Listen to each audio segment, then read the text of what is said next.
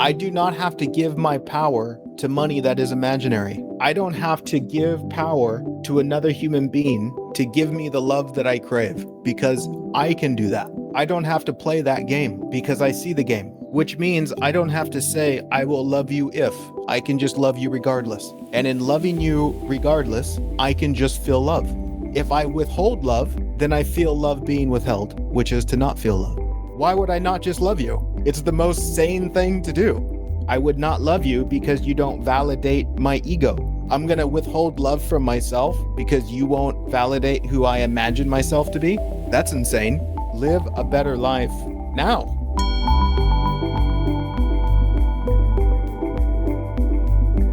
It's interesting how when we contemplate living a better life, it really speaks to the adorableness of our human and the confused ways we go about things. But traditionally, when we contemplate living a better life, we go straight to the imagination and project that better life into the future. What would be a better life, we imagine? Oh, if I had this, maybe more of this and less of that, if I could get this to work. And so when we contemplate this, we're looking to live a better life in the future. Comically, do you notice the slight anxiousness or agitation it places on this moment? Almost as if there's a tinge of fear that you might not be able to get there. You might not be able to follow through. It might slip through your fingers, might experience this thing called failure once again, just might not make it. Sure, maybe it can inspire you, maybe it can motivate you to get to that better life in the future. But I think we would be hard-pressed to not be totally fulfilled right now when what we imagine is in the future, where there is that projection that says, if only. Naturally, this comes with the assumption that the better life that I crave is lacking in some way because I don't have what I want or the appropriate circumstances haven't shown themselves. And maybe I need to get my shit together so that I can have more control over life, more control over circumstance, more control making life and other people do what I want them to do so that I can have the external look how I think it should look in order for me to have a better life. I've played that game before. You know what the disaster is? Let's look at this playfully, as always, without using it as an excuse to judge yourself. I find it fascinating that we entangle our quality of life, our capacity to be at peace, our freedom, our love, with things that are perceived to be outside of us, that we're separate from. If only I had $1 million, then I could be at peace. The experience of peace, which is an internal state of being, is now dependent on that thing that I'm separate from. So in order to get what I crave, peace, I have to gain control over that which is outside of me. Here's the disaster, if that's not disaster enough. If I associate what I crave, and again, this could be a sense of freedom, a sense of love, a sense of fulfillment, a sense of wholeness, if that is entangled with something on the outside, as soon as I appear to capture that something, it takes about 15 minutes before you are afraid of losing that something. And of course, the 15-minute window is relative, but it will be a short window.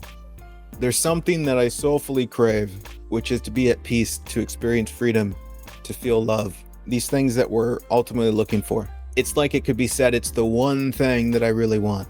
And again, even if you say the one thing I really want is $1 billion, why? So that I can be at peace. Okay, so you don't want the $1 billion, you want to be at peace. That's what you really want. The $1 billion is the story that you use to point to what you really want.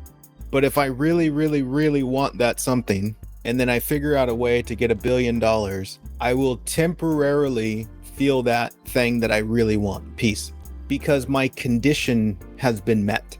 I've set up this game with myself that says, if I can have $1 billion, then I will let myself be at peace. Then I will let myself not worry. Then I will let myself like myself. And so when it appears that one has captured the $1 billion, it will create a temporary high. What's so interesting though is as you've captured that $1 billion, it doesn't take long before you realize that now you can lose it. And if you can lose it, that means you will also lose the one thing you want most. No more time for celebrating. Now it's time to survive and protect and defend the one thing I've captured to make sure it doesn't leave. Not to mention, I'm not with the one thing I'm craving because now I'm defending it and protecting it from being taken, from being stolen. It's like I've captured this little something, this little prize that we'll call peace because I got the $1 billion.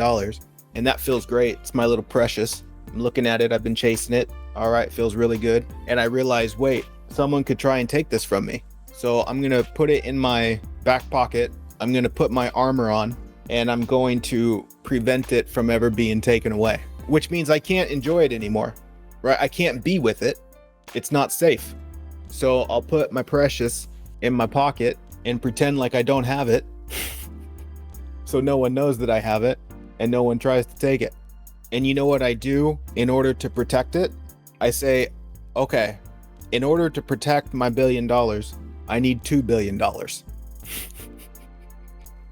If I can get another $1 billion, then that'll keep my first billion safe. And if my first billion is safe, then I can bring precious back out of my pocket and then I can enjoy it. And then by the time I get the 2 billion, I realize that that extra billion is just as insecure as the first billion. And so if I'm gonna protect the first billion, it's nice to have the second billion, but I might lose the second billion. So let's go ahead and get a third billion. And you see, throughout this whole journey of trying to protect the precious, there's an agitation which is fueled by a fear of losing that something that you captured that is perceivably giving you what you want. This happens in a million different ways. One of the most notable ways is in relationship, where there's this fundamental longing within the human being that says, I want to connect with love. And in our conditioning, we're taught that love comes from the outside. And so we go looking for someone to love us. And then when it appears that we have met someone who loves us, we have a 15-minute celebration, and then we get scared that they might leave. And so what do? We turn it into a thing. And we put a bow on it. But we turn it into something that signifies its reality that reaches into the future. It's a special relationship. We even sign legal contracts to protect that something that we think we found.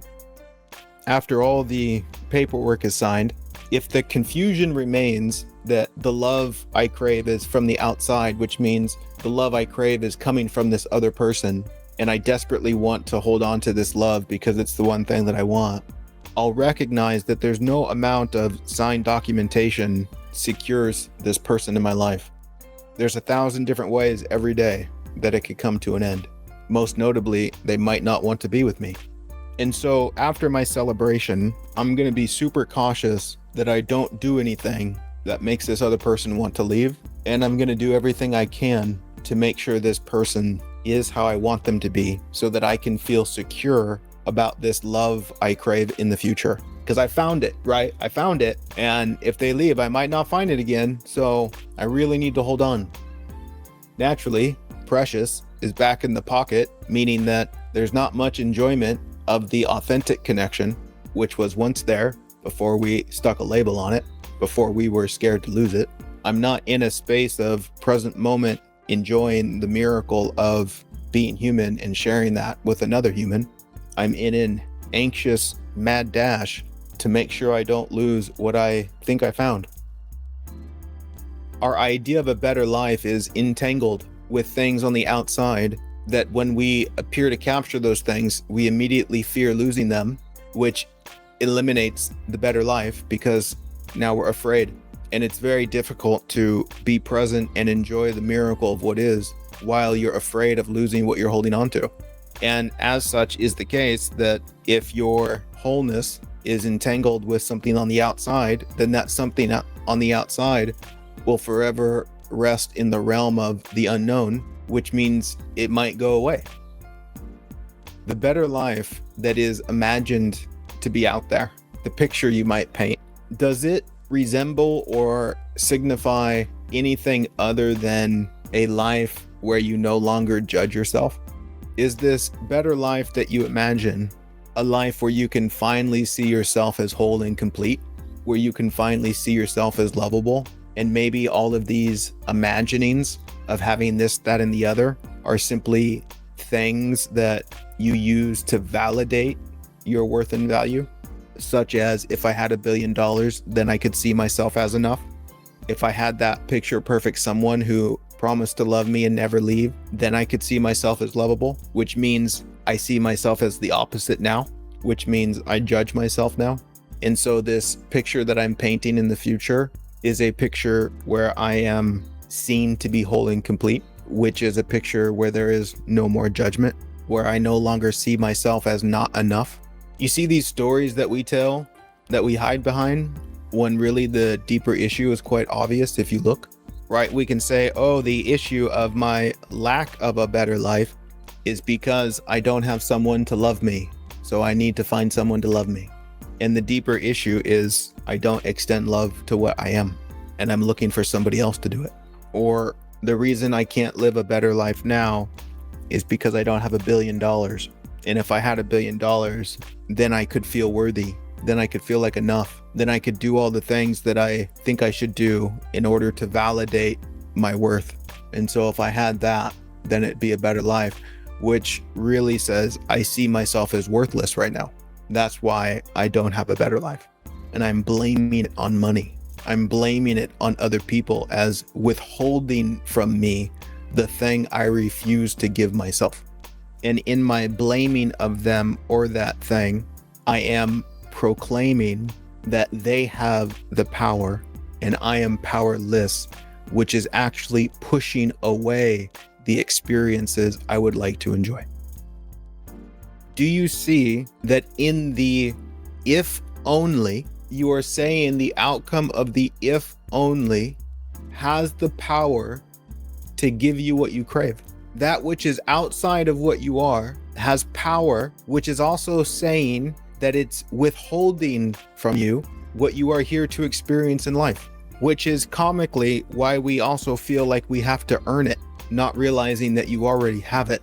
But again, my friends, this has been the adorable human conditioning that we've been born into, where the environment in some way or another says, I will love you if you be how I want you to be, then I'll love you. If you can sit down in this chair for 6 to 8 hours and not move around, listen to what I want you to listen to, be interested in what I want you to be interested in, learn what I want you to learn, then I'll give you a sticker, which validates your worth and value. I will love you if. If you don't be you, then I'll love you. And if you can't sit still and be how I want you to be, maybe we can put some chemicals inside of you that help restrict your very natural and human urges to get the fuck out of here.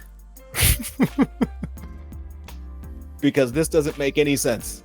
I want to play, and you want me to sit here and take this seriously? I want to play. I want to explore.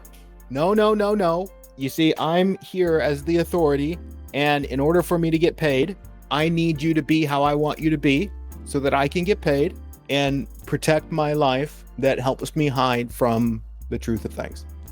Everyone's innocent in this. Please understand, everyone's innocent because it's what we've been taught. There's no blame here. There's no judgment. It's just, let's open our eyes. Let's see what's going on. And then see that we don't have to operate that way. We don't have to play that game. I do not have to give my power to $1 billion, to money that is imaginary. I don't have to give power to another human being to give me the love that I crave, because I can do that. I don't have to play that game because I see the game, which means I don't have to say, I will love you if. I can just love you regardless. And in loving you regardless, I can just feel love. When I love, I feel love. If I withhold love, then I feel love being withheld, which is to not feel love. Why would I not just love you? It's the most sane thing to do.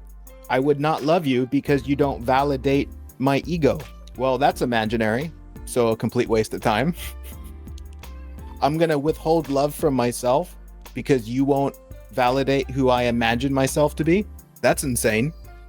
Live a better life now, right now, which is to see how hilarious this all is and say, holy shit.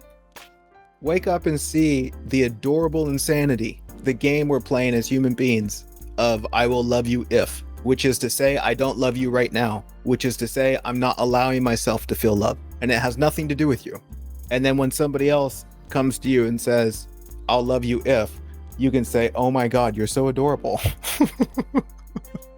I don't need you to love me. You can if you want to for the sake of your own sanity. I've got an infinite supply of that shit.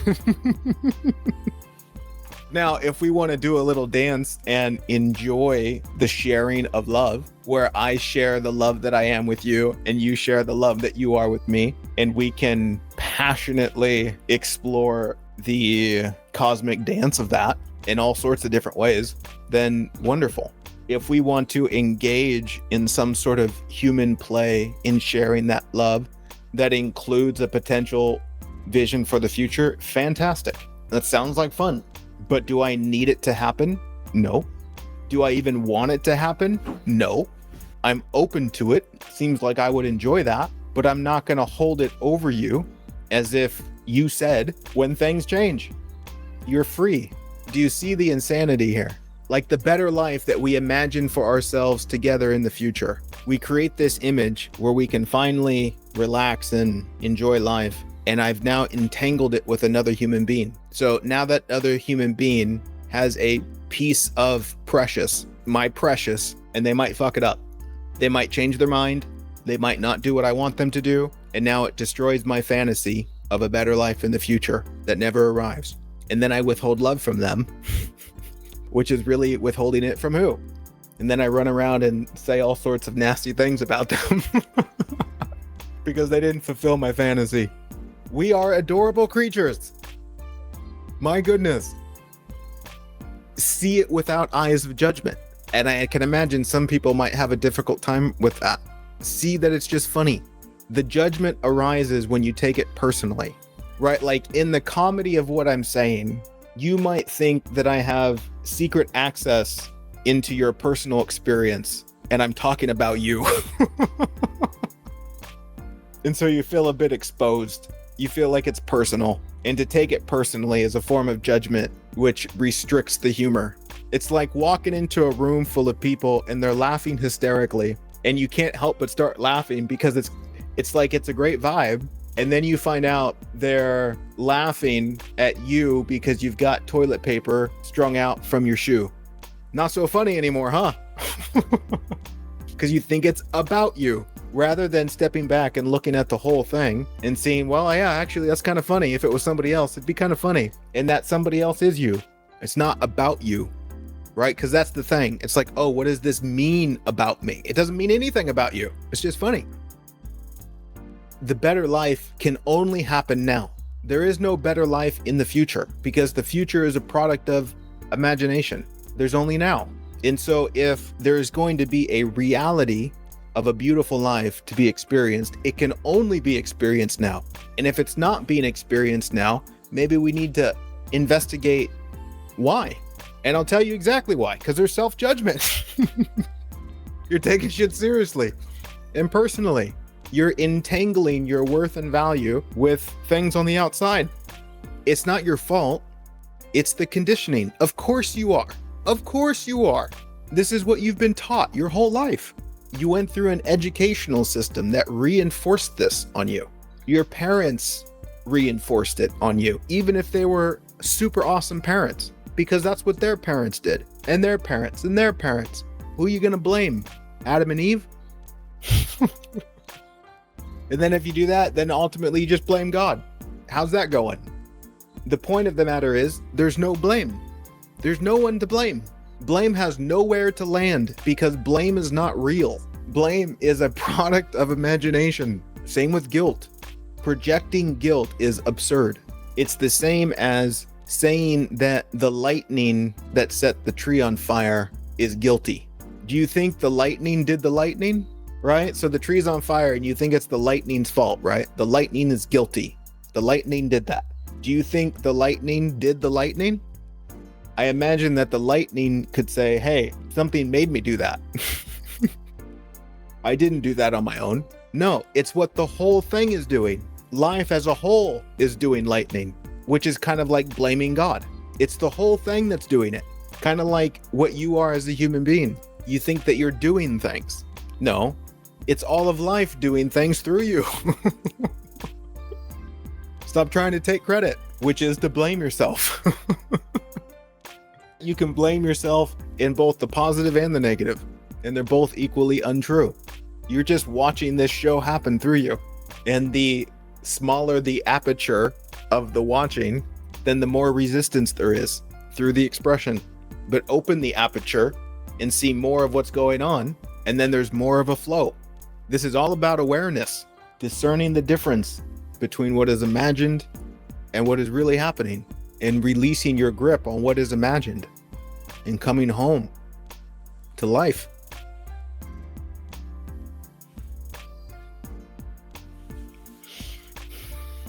Right now with me, there's 100 people watching this live.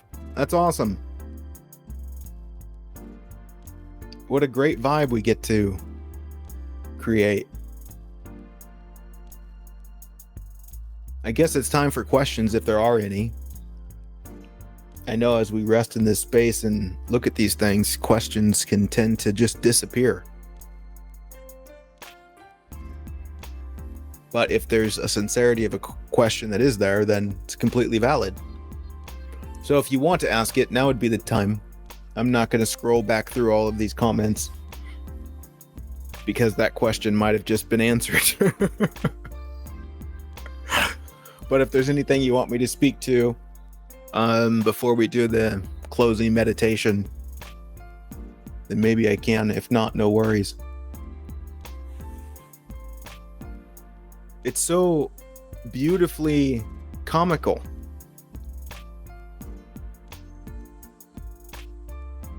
And what I mean is this moment right now. It's also kind of funny from a certain lens that you could imagine stuff that's not funny just to contradict what I'm saying and bring it into this moment, even though that's not actually happening right now.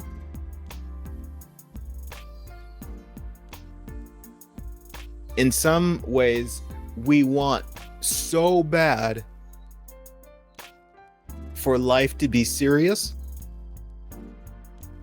to validate our determination to not enjoy ourselves. And so we imagine all sorts of monsters that aren't here right now as evidence of why we can't just play.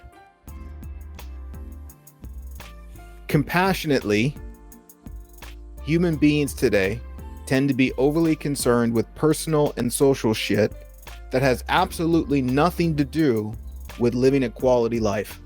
Their outrage doesn't reflect reality, but rather exposes the distraction they hide behind, hiding from the deeper issues that stem from a self-hatred. We avoid so much the reality of how powerful we are, not as little ego things, but as the nature of what we are as human beings. That we spend an enormous amount of time crafting stories of blame about why that power is out there somewhere.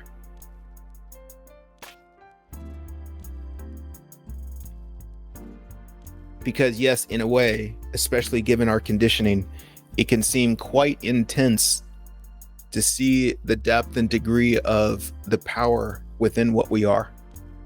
It's almost like a radical self-responsibility, which is really tough when you've spent a lifetime blaming someone else, right? You've built up an entire identity around it being somebody else's fault.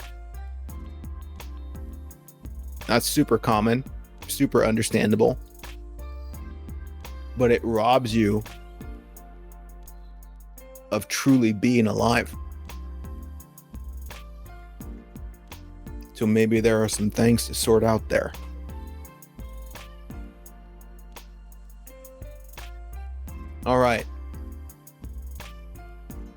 let's wrap up with a short little guided meditation. I'm hungry. I'm going to eat very soon and really enjoy my first meal of the day. All right. We ready? Let's do this.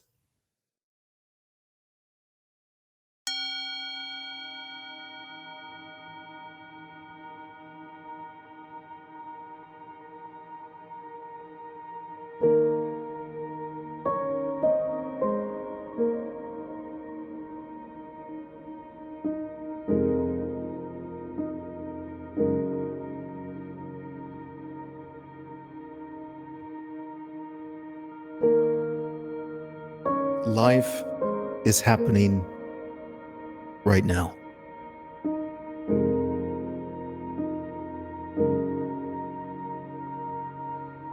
Can you see that?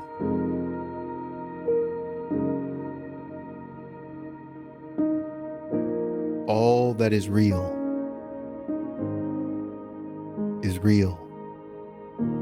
right now.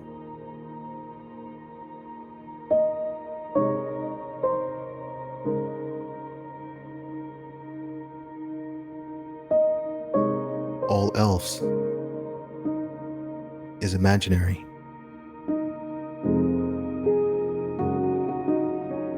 All else is the unreal.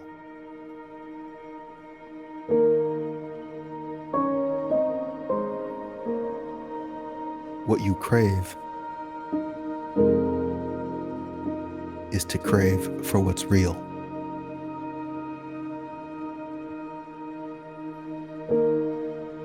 And what's real is what's true.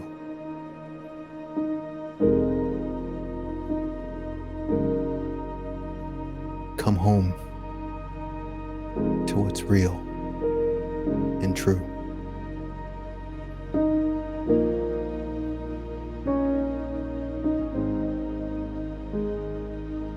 We're going to take 3 deep breaths and completely give ourselves over to what's real. We're going to come home.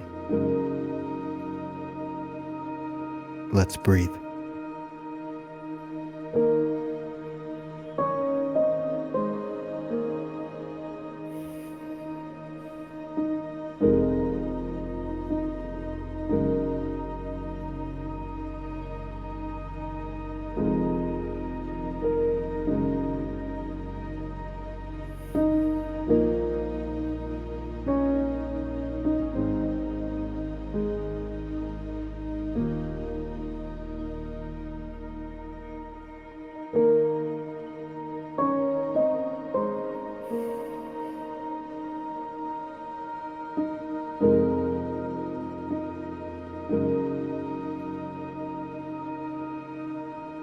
We are here to play.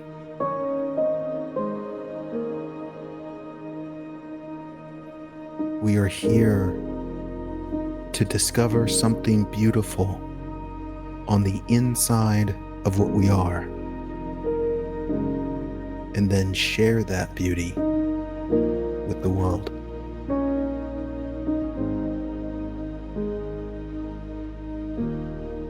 You're not here to get something. You already have everything.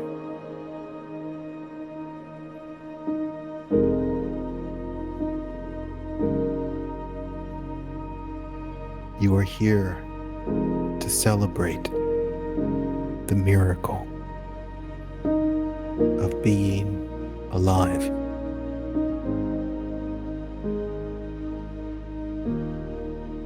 So go play.